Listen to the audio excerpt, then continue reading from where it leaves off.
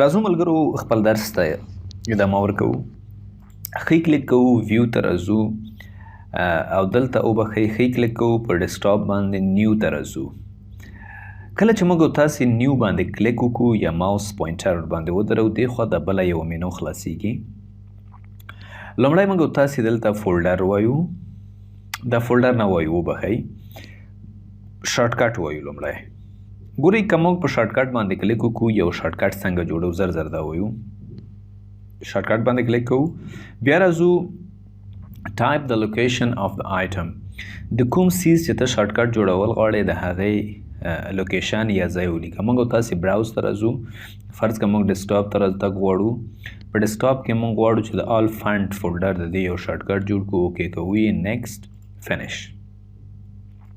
تاسو ولید په دومره یو اسانه طریقه موږ وکولی شو د آل فنډ فولډر چې دا فولډر زموږ او ستاسې دغه دی، د دې فولډر موږ یو شارټکټ جوړ کړو. بله طریقه یې دا ده چې موږ په دې ښي کلیک کوو، کاپي، او بیا ښي کلیک کوو، پیسټ شارټکټ. یو شارټکټ د دې موږ په دې طریقه هم څنګه کولی شو، جوړولی شو. بیا ښي کلیک کوو، نیو ته راځو.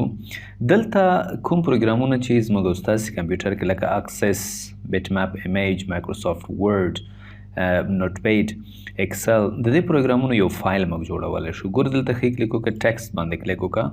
موږ ټیکسټ یو ډاکومنټ یا د نوټ پیډ یو ډاکومنټ څنګه که خلاص مو که، موږ او تاسې ورته نوم ورکوو چې مای نوټ پیډ، زما نوټ پیډ. داسې یو نوم مو دې ته څنګه که ورمو که، یعنې یو فایل څنګه کولی شو، جوړولی شو. یا ښي کلیک کوو، نیو ته راځو.